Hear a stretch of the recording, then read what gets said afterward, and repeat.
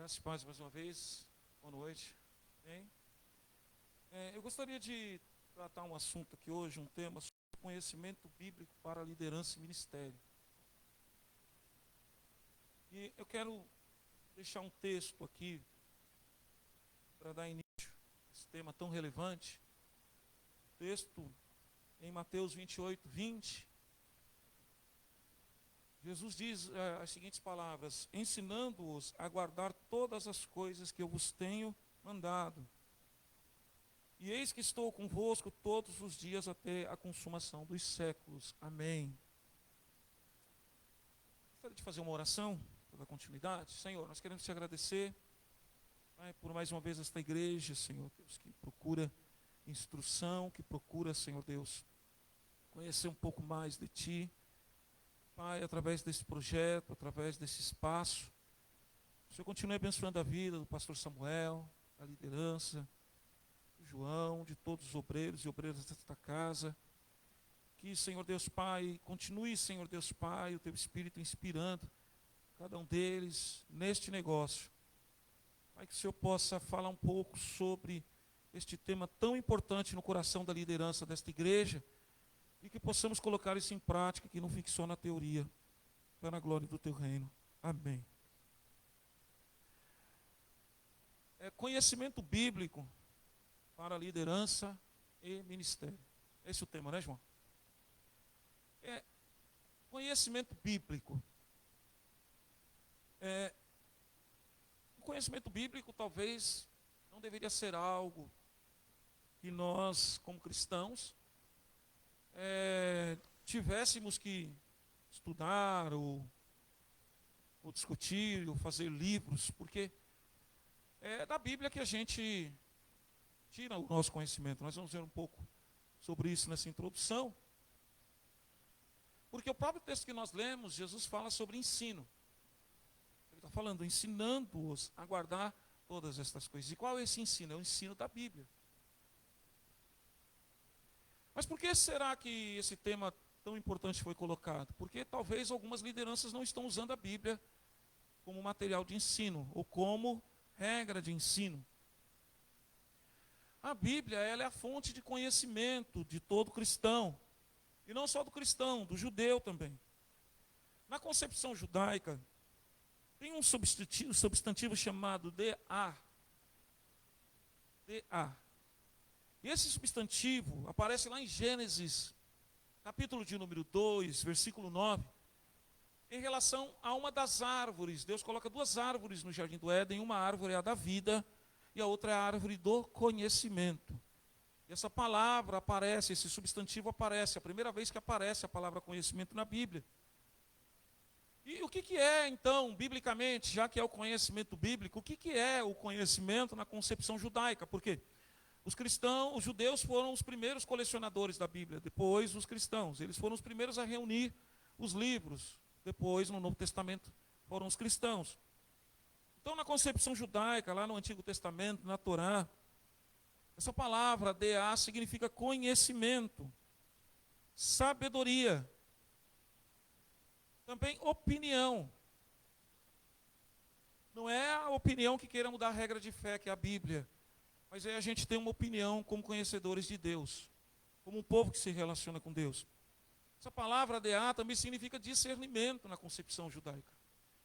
Então eu preciso como líder, você precisa como uma líder, como um líder, ter o conhecimento bíblico, para que você possa discernir como líder a prática do seu ministério. Porque líder cristão, ele pratica o ministério. Isso é bíblico. Mas tem líder cristão, líder cristã, que não pratica o ministério. Então, pode ser que haja uma incoerência na nossa função, no nosso posicionamento com a nossa prática. Essa palavra significa, esse termo significa que o líder, ele tem que ser alguém que conhece, que expõe a posição de Deus, a opinião de Deus. Ele discerne, esse conhecimento bíblico é discernimento também. É um posicionamento. Olha como que essa palavra ela é ampla. Significa se posicionar através do conhecimento bíblico. Significa ter uma visão, uma compreensão e até uma inteligência. Aquela árvore do conhecimento do bem e do mal dava tudo isso. essa condição. Quando a gente vai para o cristianismo, já que a gente está falando de conhecimento bíblico, nós temos a palavra gnosis. E o gnosis também significa conhecimento. Mas não só conhecimento, significa doutrina. Significa sabedoria. Então nós podemos classificar o conhecimento bíblico como uma doutrina. Conhecer Bíblia, uma liderança que conhece a Bíblia e pratica a Bíblia, porque ministério, o que é ministério? Ministério é serviço. Uma igreja que serve, uma liderança que serve, ela tem que conhecer a Bíblia. O conhecimento bíblico é uma doutrina. E esse conhecimento, na concepção do Novo Testamento, ele significa um conhecimento obtido através da experiência antes de ser aplicado. Então, que experiência é essa? Não é uma experiência apenas espiritual, mística. É uma experiência que você adquire através da observação. Gnosco, na língua grega, significa você observar alguém que já conhece e você então começar a praticar esse ensino através da experiência que você obteve com um mestre, com um líder, com um discipulador. Foi assim com Jesus Cristo e os discípulos. Enquanto os fariseus tinham um ensino que não era prático, era teórico, Jesus ensinava na prática. E o ensino dele na prática fez com que os discípulos começassem a praticar esse gnosco, essa sabedoria que eu observo, através de uma experiência que eu tenho com quem já fez, para que eu possa colocar em prática. Isso é uma liderança que atua, que ministra através do conhecimento bíblico. Nós vamos observar que o cristão ele é um ser cognoscente, ou seja, é um ser pensante. O cristão é uma pessoa que pensa. Porque muitos de nós pensamos que quando nós aceitamos a Jesus, a gente para de pensar. O mundo pensa isso de nós. O mundo pensa que nós somos ignorantes, que não há um conhecimento, que não há uma sabedoria, que não há seres pensantes na igreja. Até a própria teologia liberal tem colocado esse rótulo em nós, dizendo que não. Os cristãos que têm uma vida pautada pelo estudo bíblico, eles são fundamentalistas. Eles são pessoas que não têm o conhecimento. Então é importante a liderança estar baseada num conhecimento bíblico, para que ela possa também demonstrar que existe uma sabedoria de Deus no nosso meio, na nossa prática. O mundo está curioso para saber disso.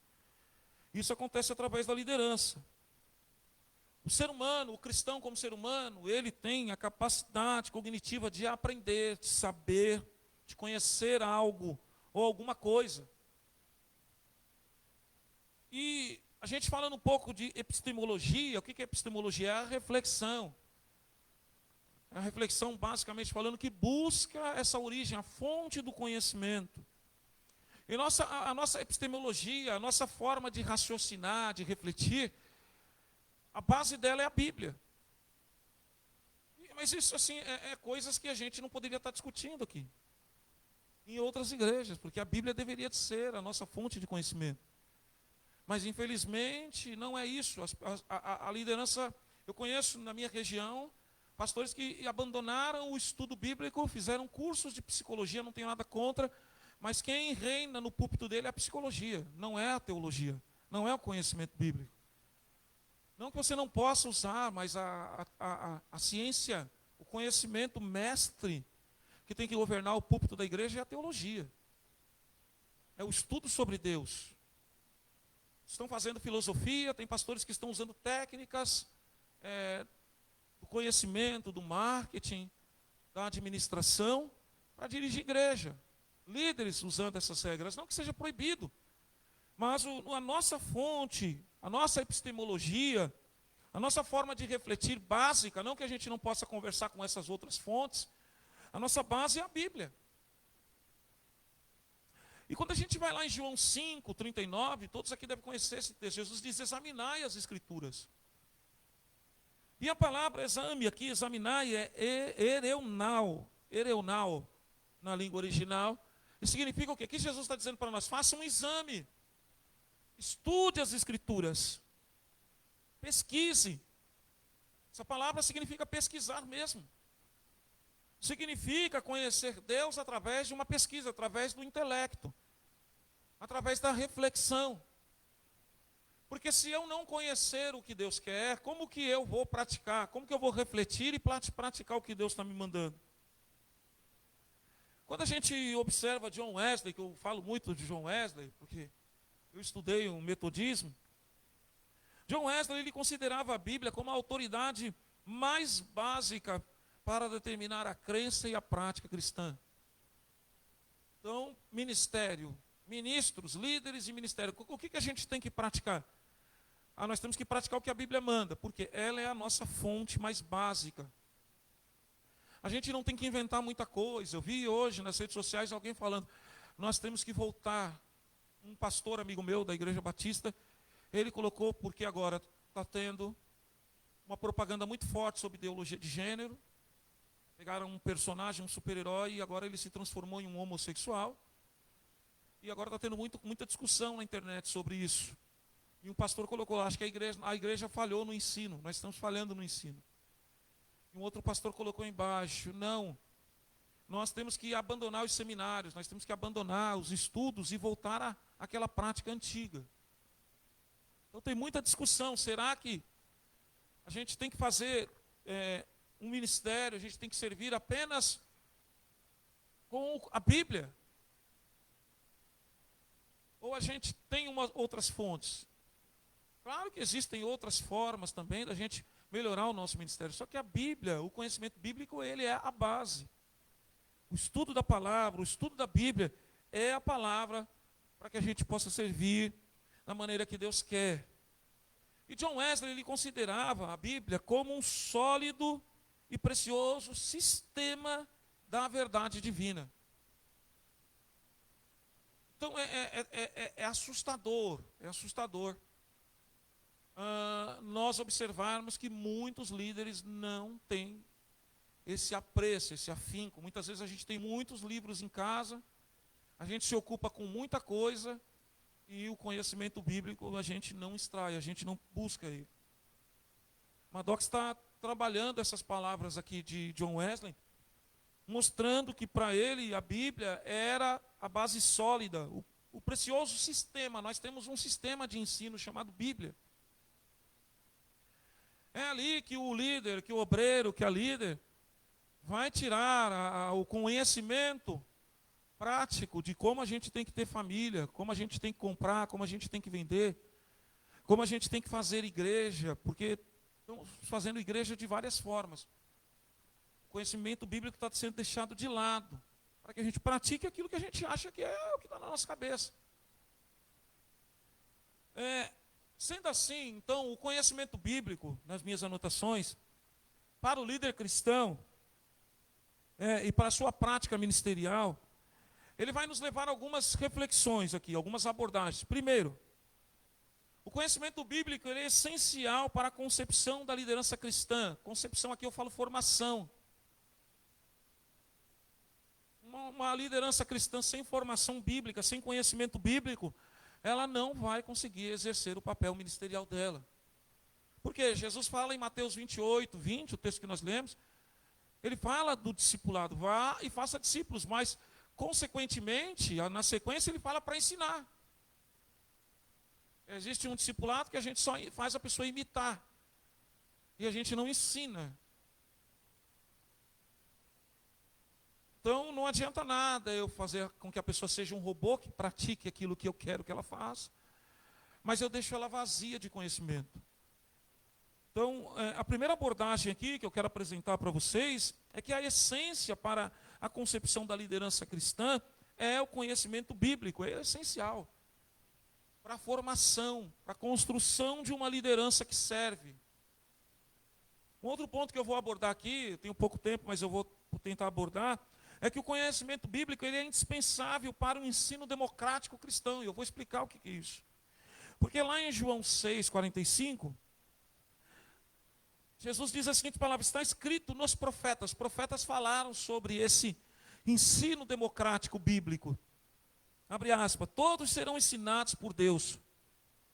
Todos os que ouvem o Pai deles, o Pai e dele aprendem, vêm a mim. Jesus está dizendo que os profetas profetizaram que haveria um ensino bíblico democrático. Nós vamos passar por isso daqui a pouco. E terceiro ponto, o último ponto, nós vamos falar um pouco sobre que o ensino bíblico, ele equilibra a tensão entre conhecimento formal e informal. Então, são algumas discussões, algumas abordagens que eu quero trazer aqui. São 3 abordagens. Então, vamos ver primeiro que o ensino bíblico ele é essencial para a concepção da liderança. Eu coloquei aqui, abrangendo um pouco mais esse primeiro ponto, que o ensino bíblico ele é importante para a formação dessa liderança, para a concepção dessa liderança. Quando a gente olha esse texto aí de Mateus 28:20, quando Jesus fala ensino, a palavra lá é didaskô, no grego. E o que significa didaskô? Didaskô significa o ato de ensinar. Então Jesus está dizendo assim, vocês têm que ir por todo mundo, a grande comissão, fazer pessoas que reproduzam o caráter de vocês, e vocês também têm que dar condições para que essas pessoas aprendam. Então essa palavra lá, o ato de ensinar, não adianta, a gente está fazendo muita coisa como líder, mas poucos estão ensinando. Porque o ato de ensinar é uma prerrogativa, é uma função que está ligada à prática ministerial, à liderança. Líder, ele tem que ser forjado no ensino, para que ele possa ensinar. O líder que não sabe ensinar a Bíblia, ele está descumprindo essa missão. Os antigos diziam, ide. Depois nós descobrimos que não era ide, tinha que ir e discipular. E hoje nós estamos descobrindo que nós temos que ir, discipular e ensinar. Então, está havendo uma quebra nessa sequência, se a gente não ensinar. Essa é a função, essa é a prerrogativa da liderança cristã. Então, Jesus chega nos discípulos e fala, vão e ensine. Esse conhecimento bíblico, ele então é um privilégio, é uma vantagem para a prática ministerial. Existem várias religiões, o islamismo, o judaísmo, que eles não têm esse privilégio. Eles não têm esse privilégio. As pessoas seguem regras, uma religiosidade que um líder coloca ali. Se você não cumprir, você está expulso da comunidade. Aqui não. Liderança cristã é diferente. Para nós, o texto que Jesus está falando aqui sobre o didaskô, sobre o ensino, o ato de ensinar, para nós é uma vantagem. O nosso ministério, diante de todos os outros ministros de outras religiões, ele tem uma vantagem. Ele é um ministério de ensino bíblico. Ele é um ministério que denota esse ato de ensinar como Jesus fez, como Jesus caminhou. É um privilégio que muitos estão deixando de lado. Ensino é apenas coisa do João, ensino é apenas coisa do pastor. Se virem. Eu vou lá para a igreja como líder, sento na cadeira, como, consumo e vou embora. As pessoas muitas vezes chegam até a minha pessoa, até mim, e perguntam, pastor, o senhor tem bastante conhecimento, que maravilha, que pregação boa, que aula maravilhosa. Só que um dia eu já tremi também. Minha primeira pregação eu não sabia o que falar. E aí eu fui buscar conhecimento bíblico. Porque é um privilégio, é uma necessidade, é uma prerrogativa, é uma vantagem. É uma função, é algo que está ligado e a gente está deixando de lado essa ferramenta. A gente vai ver algumas pregações, alguns ensinos, não tem nada de estudo bíblico. Pregações, estudos, seminários que não tem nada de estudo bíblico. Nós estamos ensinando um sentimentalismo, estamos fazendo uma catequização, mas as pessoas não estão compreendendo o que é o estudo bíblico e não estão reproduzindo isso. Então, essa palavra de didaskô também significa um ato ministerial que você tem que fazer, que você tem que colocar em prática após você ganhar um novo convertido. Porque não só eu tenho que ter essa condição de formar, tenho que ter um ensino bíblico para formar outra pessoa. Mas eu tenho que dar condições para a pessoa que está chegando na igreja, para que ela tenha estudo bíblico, para que ela forme um outro líder, porque tem que haver um crescimento de líderes. A liderança não pode ser estagnada. Hernandes Dias Lopes falou uma coisa que os antigos corrigiram, e eu achei muito interessante. Os pastores antigos diziam, ovelha gera ovelha. Pastor não gera ovelha, que nada. Líder, pastores, nós temos que gerar, nós temos que produzir também. E fazer pessoas, líderes, produzir líderes que também tenham conhecimento bíblico. Tenho observado alguns discipulados, algumas células que constroem robôs. Pessoas que cumprem tarefas vazias de conhecimento bíblico. Então, o que é nesse primeiro momento conhecimento bíblico? Ele é um privilégio para nós, amém? Posso ouvir um amém? Você recebe nessa noite? Fiz basicamente aqui, porque esse tema é muito abrangente, né? Se a gente for buscar várias linhas, falar de métodos de aprendizagens, e estilos de aprendizagem, tem tanta coisa. Eu fui aqui agraciado, eu estou sendo um substituto aqui, tá? Eu era o Wagner, que era para estar aqui, ele é bem, do nível é bem maior do que o meu. Mas eu estou aqui também, se jogar a bola aqui, eu tenho que fazer meu golzinho, né? Tudo bem? Não sou o Valdemiro, tá? Não fica me olhando estranho, não. E o pastor já preparou a carteirinha, pastor? Daqui a pouco eu vou passar para o ministério, né? Mas o João me convidou, falou, pastor, vai lá dar uma força lá. E eu vim, estou aqui. Então esse é o primeiro ponto nosso aqui. O ensino bíblico, ele é fundamental para a formação de uma liderança ministerial. Uma liderança que ministra. E a gente não pode ser arrogante, bater no peito, eu sou ministro e esgotou em mim. Não pode, o ensino bíblico não pode esgotar em você, você tem que compartilhar. Tem que compartilhar. Eu estava conversando com uma pastora que ela quer também plantar ministério, são 30 igrejas, ele está ruim do ministério. Quando ela viu o trabalho que a gente faz de ensino na nossa igreja, ela falou, pastor, eu me ofereci, falei, vamos sim, pastor, é em Guarulhos.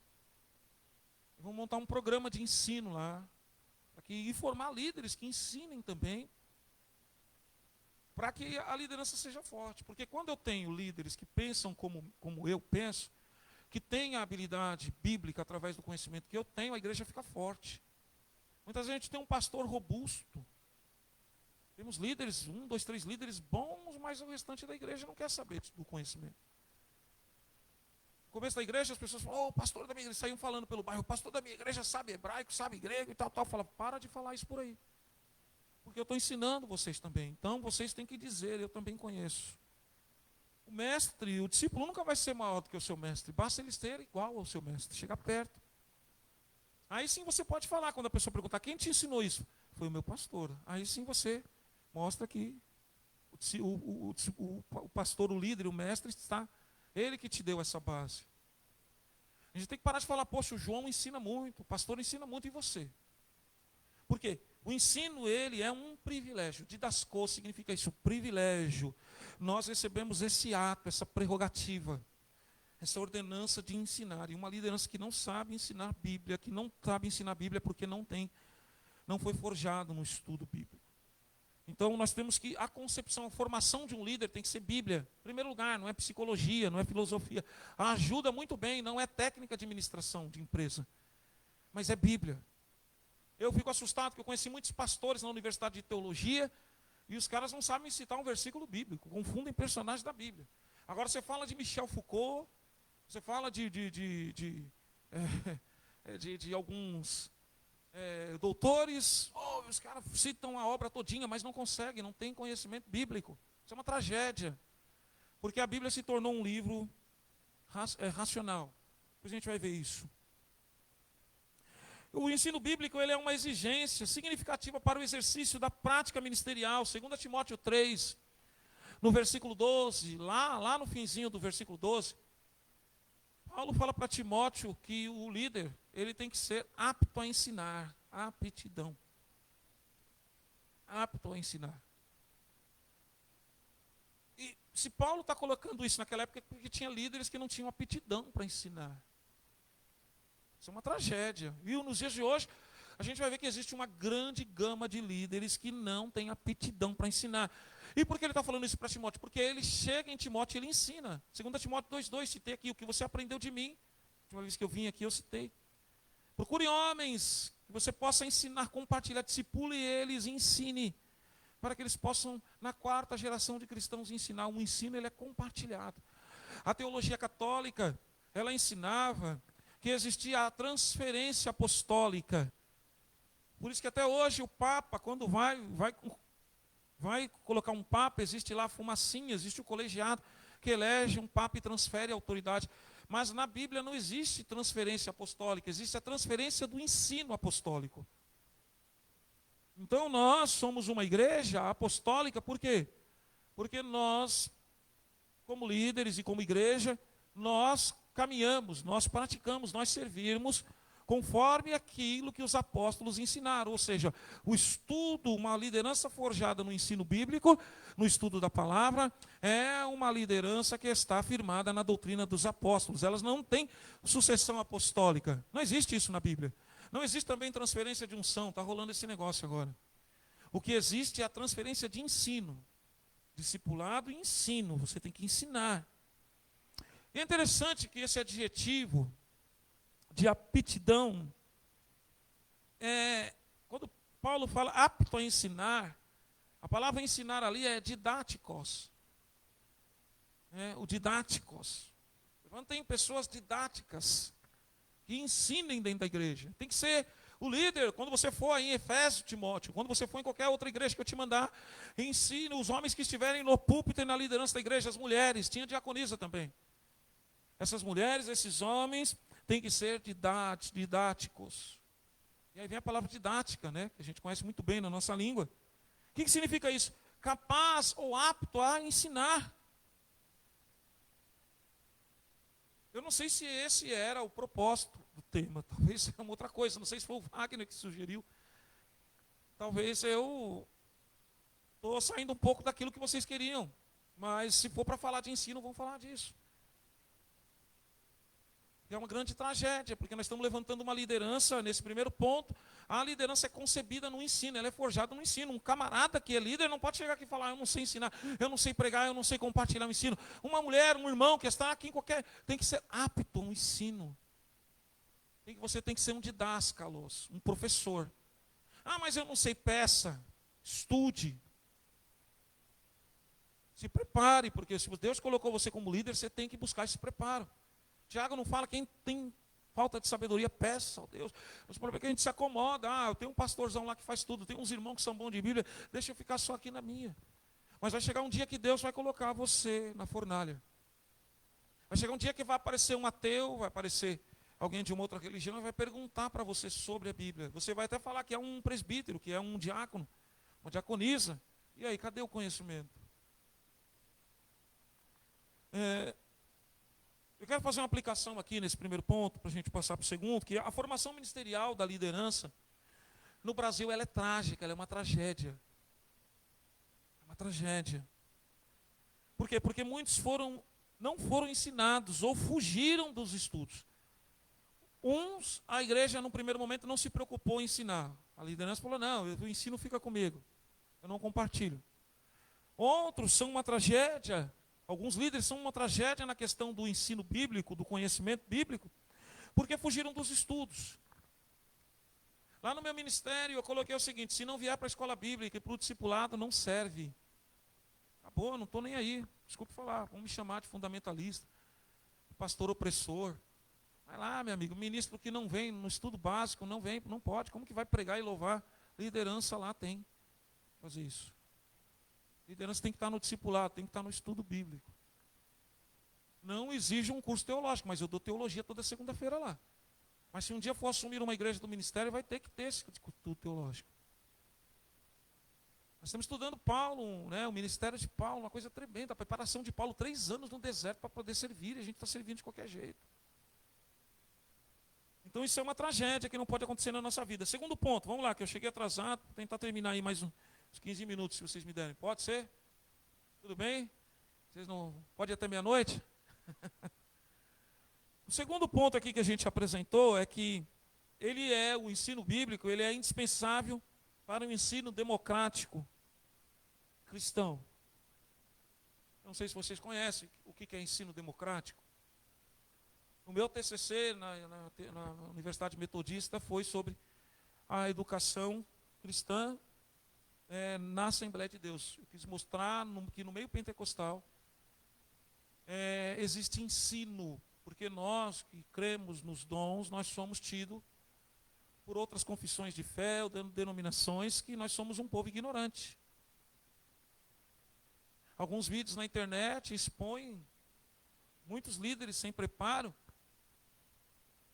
falando, ensinando na igreja, pregando uma pregação totalmente fora. E nós somos taxados como um povo que não estuda, que não tem ensino bíblico. Eu fiz 55 páginas de TCC. Na bancada, quando os professores analisaram, os doutores analisaram, até o meu orientador ficou assustado. Ele falou, eles se reuniram e falaram, olha, eu pensei que você ia fazer um artigo pequeno sobre escola bíblica. Porque, na cabeça dos cristãos mais históricos, o nosso único ensino básico é a escola bíblica, que já é importante. Mas eu quis mostrar que desde o começo, o pentecostalismo aqui no Brasil, ele teve uma base de ensino. Mas o ensino democrático, o que é o ensino democrático? A Bíblia está falando no versículo que eu li, João 6:45, falando que todos nós seríamos ensinados pelo Senhor.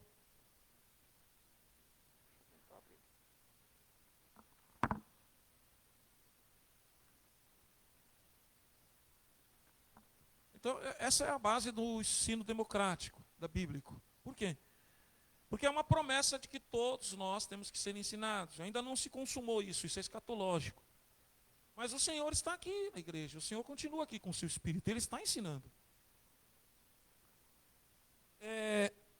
Então eu quero mostrar para vocês que existe um ensino democrático que pode ser colocado, um ensino bíblico, que pode ser alcançar toda a igreja, que é a EBD, a Escola Bíblica Dominical.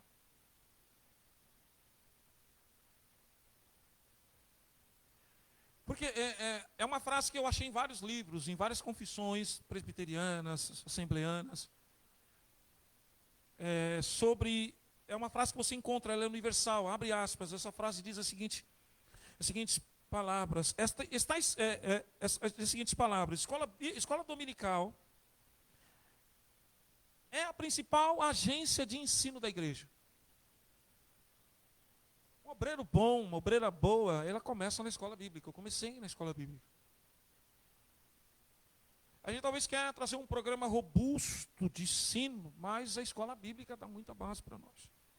Ela começa com Robert Helks, na Inglaterra, para tratar uma questão social, ensinar crianças que estavam se transformando em criminosos.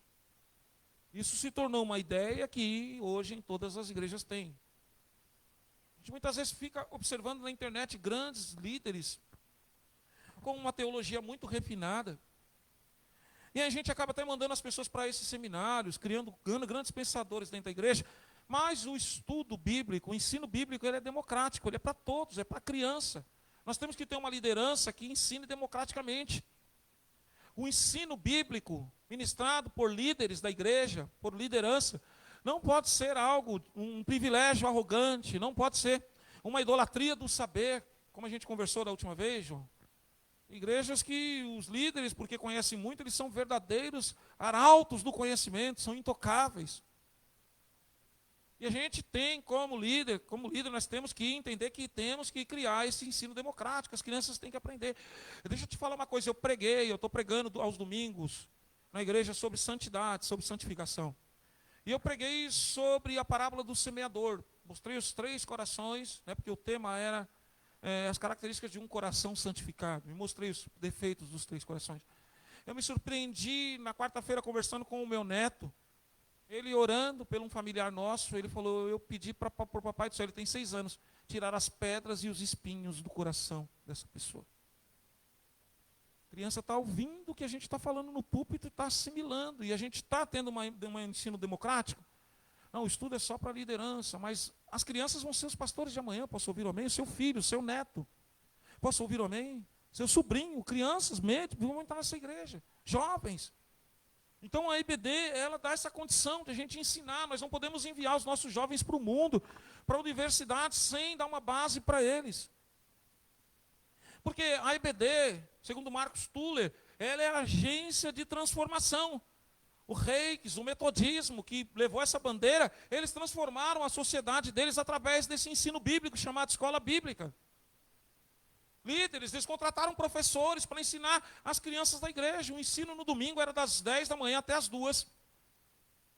Ensinava matemática e tudo mais, e das 17h30 havia um estudo bíblico. Então eles passavam o domingo todo na igreja aprendendo. Ciências humanas, exatas, mas também a Bíblia. E a sociedade foi transformada. Então uma liderança, nosso ensino, meu irmão, não pode ser algo só dentro das 4 paredes, tem que ser algo que influencia lá fora. A gente tem que convidar essas pessoas através da escola bíblica para que elas conheçam o Deus que nós servimos. E ela tem uma base bíblica, Deuteronômio 6, versículos 6 ao 9. Moisés, ele fala sobre essa questão do ensino no lar, do ensino básico. Então a IBD também ela é uma agência de evangelização. O ensino do evangelho é através da escola bíblica. Essa é a democracia, esse é o ensino democrático. Não adianta a gente saber muito e não compartilhar democraticamente com a igreja o nosso ensino. Então uma liderança que ministra corretamente, ela valoriza o estudo básico. Eu conheço grandes doutores. E o camarada está dando aula na escola bíblica.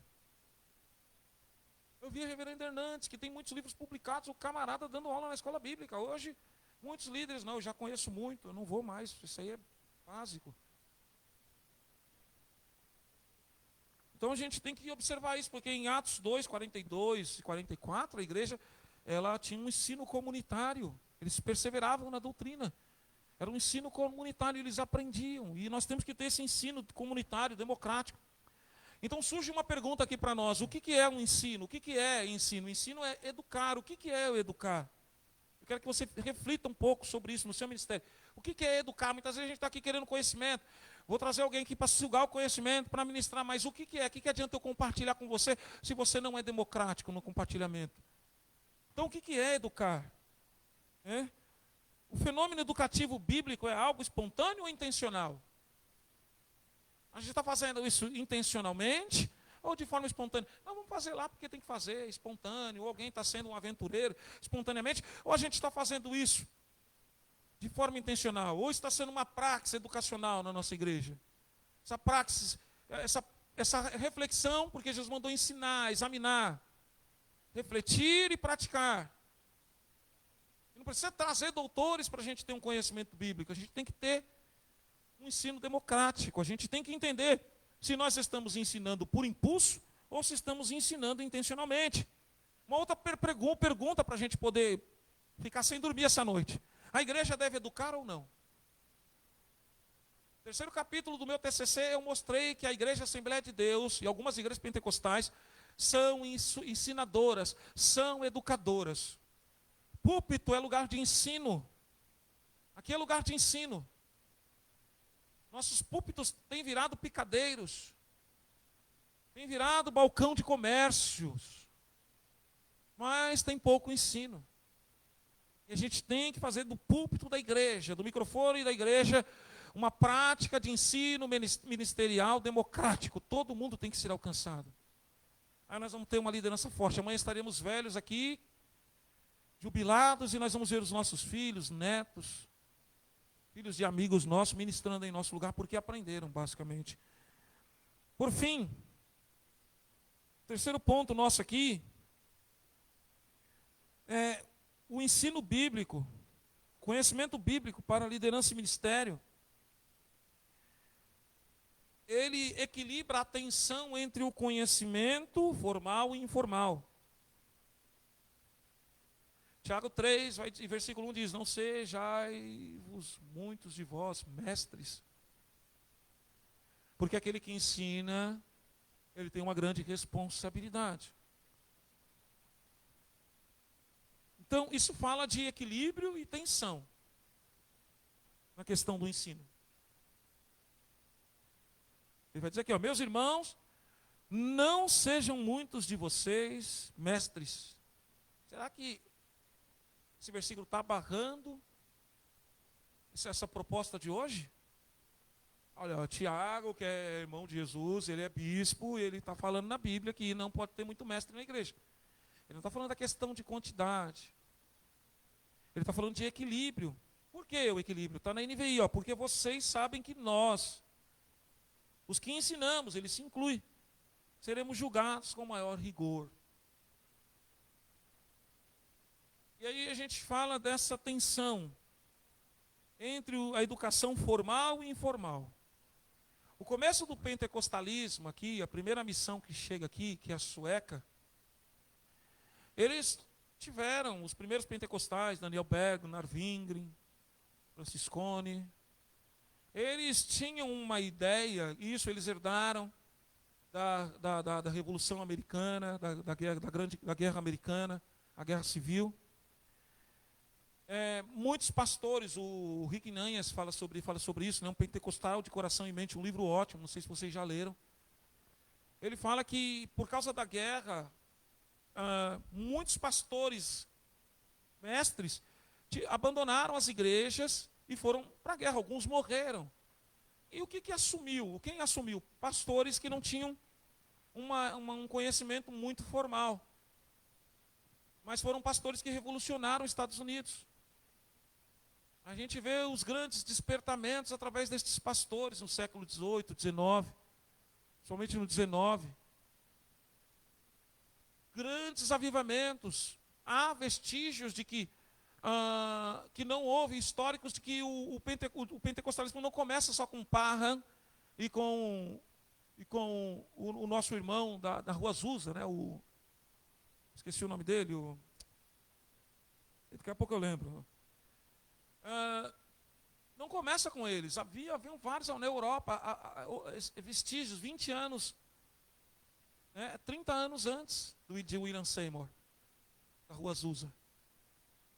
Porque esses homens, eles deixaram um pouco do intelecto acadêmico de lado, da cátedra. Porque até então só podia pregar, só podia ensinar na igreja quem tinha um curso teológico. Isso é importante.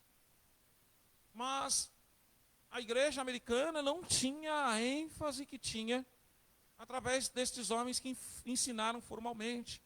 Esse movimento nosso aqui que crê nos dons, ele é oriundo de uma escola bíblica, de um estudo democrático.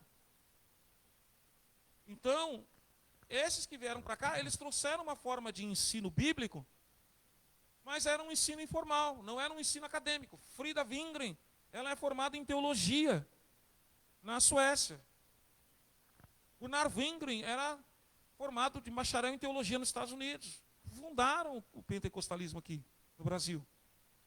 Só que eles optaram por um tipo de ensino informal, que não é um ensino acadêmico, não é ir para uma universidade. Quando a segunda missão chegou, porque a primeira é sueca, com Daniel Berg e Narvingren. Depois chega nos anos 30, a segunda missão. E essa missão agora é americana, eles vêm com proposta. O nome muda, que era Igreja Apostólica, né, Igreja da Fé Apostólica, ela muda para a Assembleia de Deus. E essa igreja agora começa a trazer, importar ensinadores americanos. Na década de 40 surge a CPAD. E esses americanos, eles começam agora a ensinar, a incentivar que a Assembleia de Deus, os pentecostais, deveriam estudar, fazer um curso de 4 anos.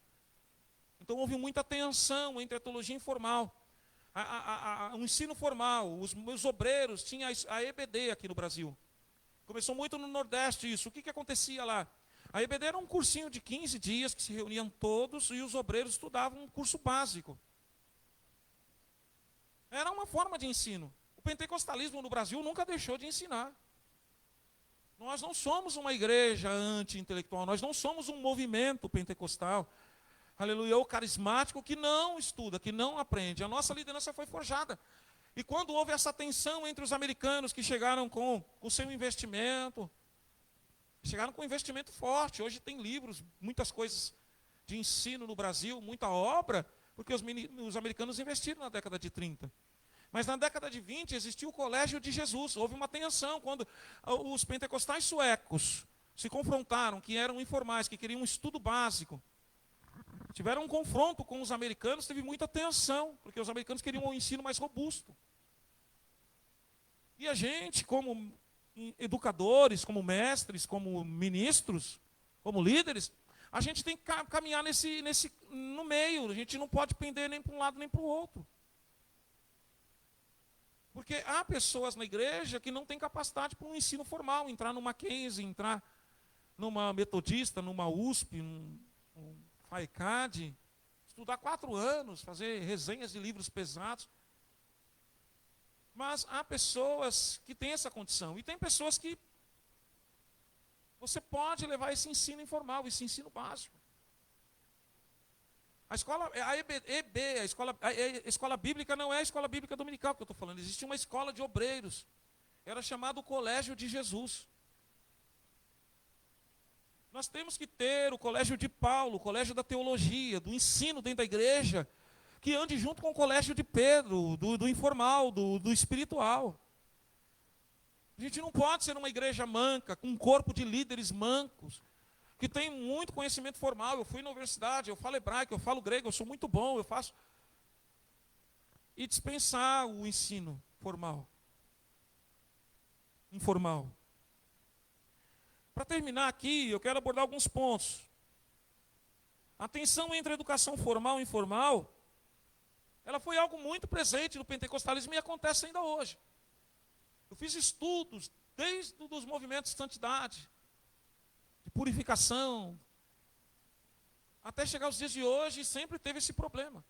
Aqui no Brasil, se você estudasse em qualquer escola, qualquer faculdade de psicologia, medicina, e você fosse um obreiro, você era expulso da igreja, porque você foi buscar conhecimento. Quem estudava teologia era colocado de banco. Era proibido buscar um ensino maior nas Assembleias de Deus, no pentecostalismo. Os americanos contribuíram para acabar com esse preconceito. Então essa tensão tem que ser resolvida com o quê? Com um estudo bíblico que seja formal, acadêmico, mas que seja informal, que seja eclesial, que fale a língua do povo também.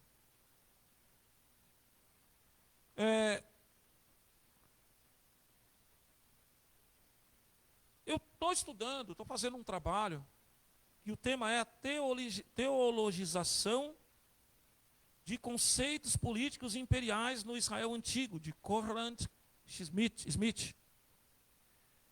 Por que eu tenho que ter uma igreja que tenha mestres que conheçam que caminhem essas duas vias? Porque eles estão ensinando que o Antigo Testamento, principalmente o Deuteronômio, é uma invenção.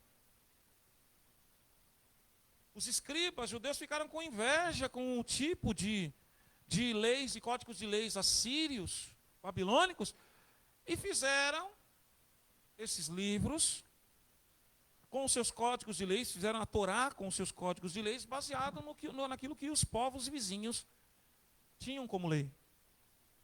Nos livros, na literatura desses povos vizinhos sobre normas e leis, o Código de Hammurabi é um deles.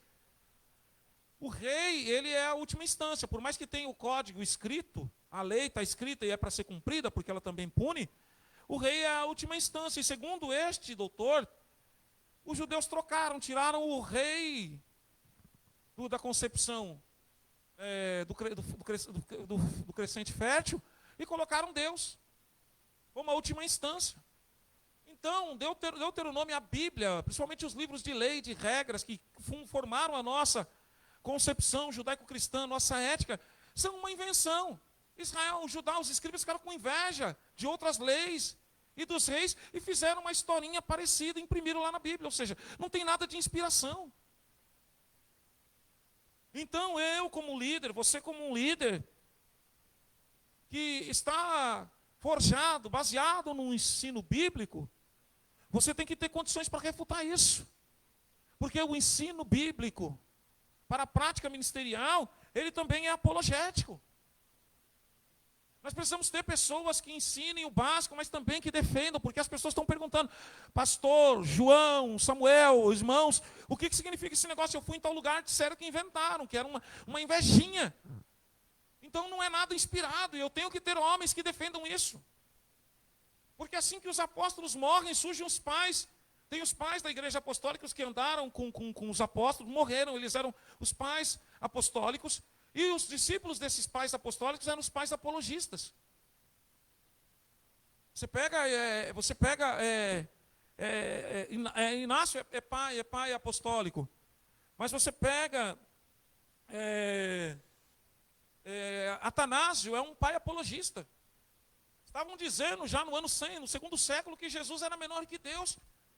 E Deus levou filósofos, homens cheios do conhecimento na igreja. Converte esses homens, incute neles a efusão do espírito do conhecimento bíblico, para esses homens chegarem diante dos imperadores e fazerem concílios dizendo, olha, não, Jesus Cristo, ele é Deus. Então a gente precisa ter não uma tensão, mas um diálogo entre o estudo básico, a escola bíblica, os cursinhos de CPO, a escola de Jesus tem que estar atuante dentro da igreja, mas temos que ter homens e mulheres que defendam a palavra de Deus, que expliquem para a sociedade. Porque senão a gente falha na nossa missão como ministros de Deus. E o ensino acadêmico vai dar para a gente fazer o quê? Usar a teologia bíblica. A teologia bíblica também é ensino bíblico, porque teologia nós trabalhamos em 3 áreas. A teologia poimênica, que é a pastoral, poimê em grego é pastoreio. Como que administra uma igreja? Poimênica, teologia pastoral, aconselhamento pastoral, formação de liderança, isso é teologia pastoral. Teologia histórica, a história de Israel, a história da igreja, o que está acontecendo? Eu tenho que ter essa base histórica. E eu tenho que ter a teologia bíblica, tenho que ter grandes exegetas dentro da igreja. Nós temos que ter grandes hermeneutas, porque eles pegam esses textos e fazem uma analogia com textos de outras religiões e acabam criando uma exegese. O que é uma exegese? Uma extração, que na realidade é uma exegese, eles estão incutindo o pensamento deles dentro do texto e não extraindo, que exegese é extrair o sentido real daquele texto. E estão dando esse veneno para muita gente. E dentro de cada igreja já tem o liberalismo teológico. Por quê?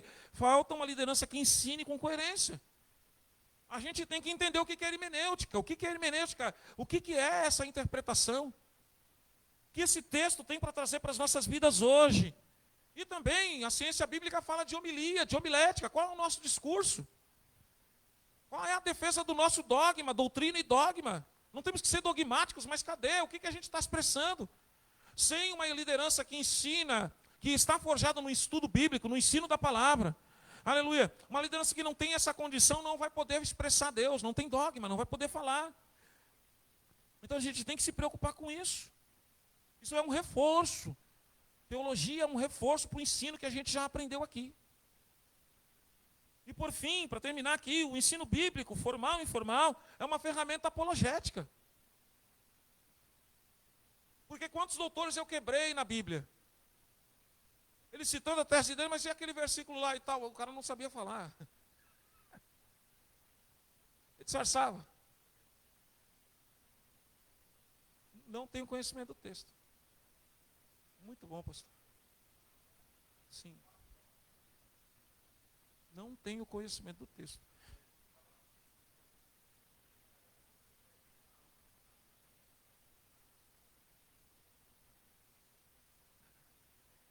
Isso. Não consegue citar. Muito bom. Eles têm o texto bíblico como um rato de laboratório.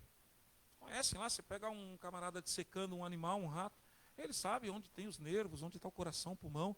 Ele conhece tudo isso. Eles pegam lá a literatura, os caras são bons de literatura, sabem qual é, e aí a exegese, a hermenêutica, eles conhecem. Mas a essência do texto não.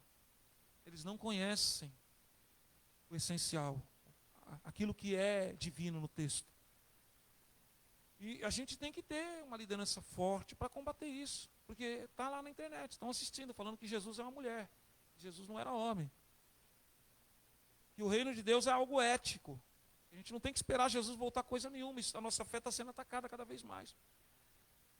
Vocês sabiam que o Superman, ele foi criado por 2 judeus? Quem sabia disso? Quem sabia?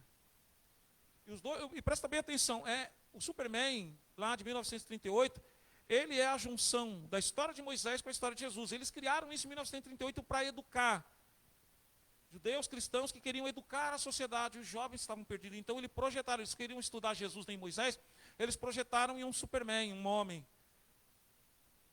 E você pode ver que quando o Superman ele vem da nave dele, ele vem num cestinho. Quem foi colocado dentro de um cesto no rio? Foi Moisés. Pega o nome dos pais do Superman, eles são análogos ao nome de José e Maria. Pega o camarada que foi exilado, ele está num limbo, ele foi expulso do planeta, mas ele consegue se soltar, ele entra, eu vou contextualizar, conjecturar para vocês, ele entra no Éden, aquele é inimigo do Superman, ele vem tentar destruir o Superman, é o diabo que desce na Terra. Aquilo ali foi ensino, que está muitos anos distante de nós, quase 100 anos, e a gente não pegou essa geração. Eles criaram para isso, e o que eles estão fazendo agora? Ensinando para os nossos jovens que um símbolo da cultura judaico-cristã, o Superman, que, pode ver, ele nunca abusa da Lois Lane, ele é sempre ético, ele é um bom trabalhador, ele é inocente, é um padrão para que cristãos e judeus seguissem na pessoa de Jesus Cristo e de Moisés. Ele uniu as duas coisas. E hoje a gente está vendo a desconstrução dessa teologia. Você está entendendo? Tudo é teologia, tudo é Deus. A gente tem que tomar cuidado com isso, né, pastor? Então, para terminar, a gente tem que ter esse ensino básico, formal e informal, para defender. A igreja tem que ser uma defensora das verdades bíblicas. Homens e mulheres defenderam para que a gente pudesse estar aqui defendendo com o seu sangue. Amém. Vamos ficar de pé? Orar? Posso orar, pastor? Tá bom. A pastora está com um pouquinho de dor de cabeça. Estou vendo ela aí, ela está no carro? Eita. Amém.